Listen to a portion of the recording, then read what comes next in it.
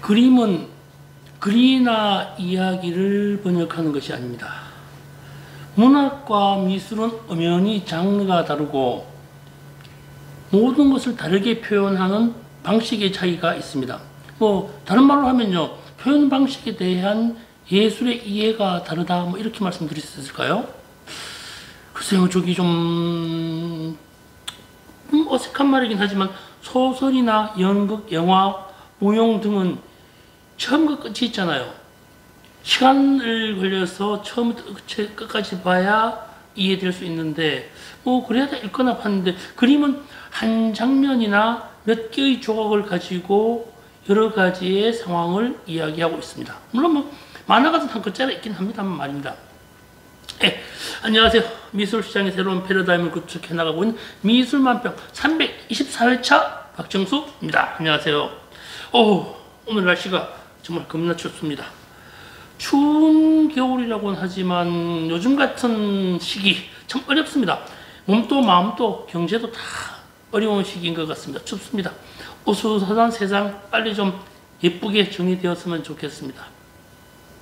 오늘 이야기는요, 많은 사람이 있다고 믿지만 증명할 수 없는 것을 보이게 하는 것이 예술이다, 이런 얘기를 한번 해보고자 해요. 본격적으로 시작하기 전에 아시죠? 좋아요와 구독은 미술만평을 살찌게 합니다. 지금 꾹 눌러주세요. 좋아요, 구독 필요합니다. 실체가 없는데 있다고 많은 사람들이 믿고 있는 것들이 뭐가 있을까요? 그냥 우리 주변에 쉽게 볼 수 있는 것이 신이죠, 신. 이 신이 그래야 신이 있다고 믿는 이들은 매우 많습니다. 물론 안 믿는 사람도 있지만 말입니다. 예전에는 신을 그리거나 신이 했던 말들이라고 그런 것들, 말씀을 많이 그렸죠. 이런 것들을 연극이나 소설, 그림으로 그려왔습니다. 그죠? 인상주의 이전까지는 그것들이 대다수였죠. 그러다가 인상주의가 되면은 인간 중심의 사회로 발전하면서부터 신들의 영역이 인간의 영역으로 바뀌게 됩니다.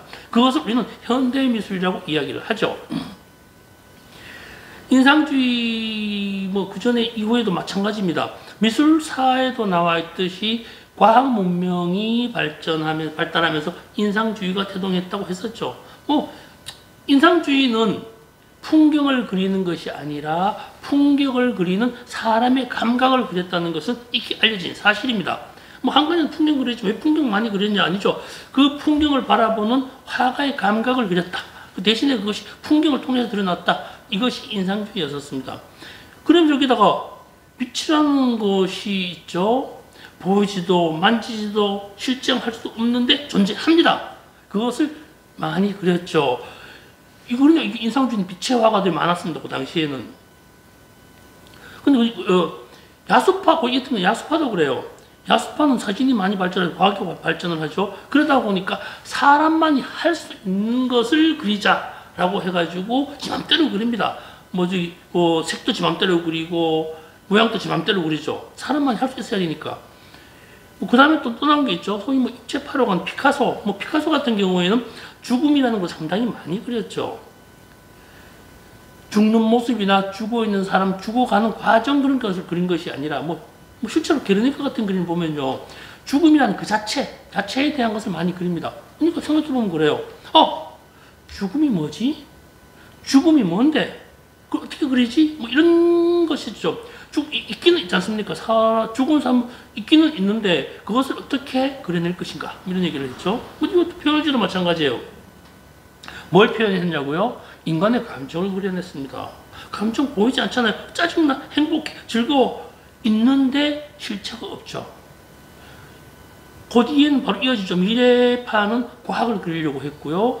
초현실주의는 무의식이라는 것을 찾아가고자 했습니다. 프로이드에 의해 가지고 무의식이라는 발견이지 발명이지 어쨌든 없던 것이 만들어졌습니다. 무의식이라는 것이요. 있는데 없는 것, 존재하는데 증명할 수 없는 것을 쭉 그려오다가 사회가 발전하고 과학이 발전하고 문명이 하면서 그것이 실체가 있다라고 증명이 되면 다른 방식으로 예술이 전환됩니다. 이것을 소위 말하는 미술사조라고 이야기할 수 있습니다. 20세기가 넘어서면 이념을 많이 그립니다. 이념요. 이데올로기라는 것도 그래요. 있지만 실체가 없는 거죠. 개인이나 많은 집단이 사회를 규정짓는 신념이나 철학 같은 걸 이데올로기라고 이야기를 합니다. 있는데 어떻게 증명할 거냐고요. 그러니까 많은 사람들이 이념을 그리죠. 이게 동서양의 문명도 그리기도 하고 과학도 그리기도 하고 별거 다 그랬습니다. 잠깐. 이래저래 미술 사조 이야기를 하다가 보니까 우리나라 미술 교육에 있어서 미술사 공부에 왜 그림 모양을 배우는지 저는 좀 이해가 잘 안 갑니다. 그림 모양을 그리다가 보니까 공부하다 보니까요, 인상주의 쭉 가져오면 더 이상 그림 할 얘기가 없어져요. 미술사 공부가 끝나버립니다. 이 고전주의부터 낭만주의까지는 그림 설명하기 참 쉽거든요. 내용이 다 있으니까요. 종교적인 관점에서 많이 그랬으니까요. 그 다음부터는 그림 설명이 무척 어려워집니다. 여기다가 동양 미술사를 가르치는 분들이 많은데요. 이분은 정말 고민이 많습니다. 동양 미술자는 좀 서양하고 어떤 이야기적인 부분이 다르거든요. 그러니까 그림이 아니라 철학과 이념과 사상을 배우는 것이 훨씬 작품 활동에 도움되는데도 말입니다. 어느 사조에 어느 화가가 유명했고 이런저런 그림을 그렸다, 이런 것들을 배우면 좋죠. 배우면 다 좋은 것입니다. 그런데 그림 그리는 화가 입장에서는 작품 활동에 큰 도움이 안 되더라고요. 저도 미대 나왔습니다. 지금은 이 그림은 못 그리지만 말입니다. 그러니까 좀 그려볼만 하면은 이미 그려한 경향의 작품이 있어 버려요.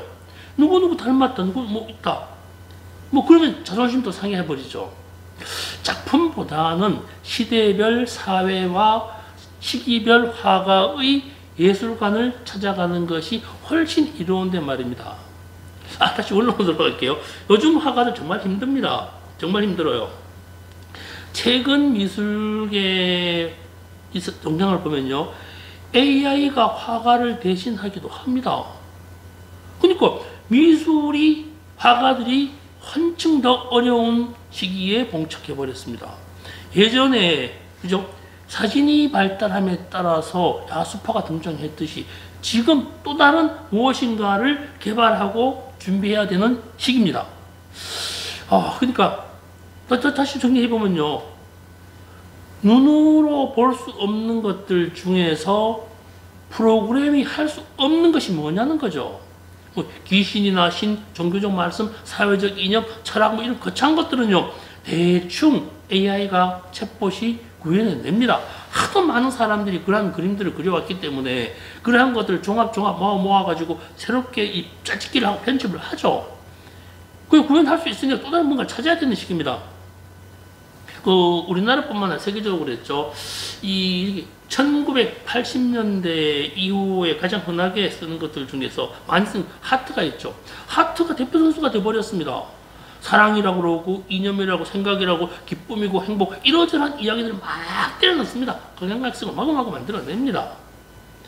여기에다 우리나라 같은 경우요, 세계화는 되지 못했지만 우주의 기라든가 정신감흥, 에너지 이런 그림들, 돈 버는 그림, 행복한 그림, 기타 등등이 많은 그림들을 그려왔습니다. 시도하고 있죠. 이러한 것들이 좀 세계화되기에는 좀 체계적이지 못하니까 아직은 우리나라 미술이 세계화되지 못하는 그런 부분이 있는 것 같기도 해요. 이러거나 저러거나 정말로 우리 화가님들, 예술가님들 정말 어려울 시기인 것만 분명합니다. 도대체 뭘 그려야 할지 모르는 시대가 되어버렸습니다. 이럴 때는요, 머리를 맞대고 함께 고민을 해야 합니다. 화가님들 스스로 할 수도 있겠지만요, 미학자나 평론가, 갤러리스트, 딜러, 매니저, 아티스트 이렇게 모여가지고 어떻게 살아야 하는 어떤 이 사회적 이슈와 미학적 관점이 필요한 시기입니다. 그림만 그린다고 해가지고 마구마구 양산한다고 해가지고 되는 시기는 아닌 것 같습니다. 함께 고민해 볼 필요가 있습니다. 저 또한 거기에 동참할 의지가 충분히 있습니다. 오시면요, 함께 얘기해 볼 수 있는 상황이 될 것 같습니다. 현재도 많은 화가님들이 저와 함께 이야기를 하고 있으니 말입니다. 네, 좋은 하루 되세요. 고맙습니다.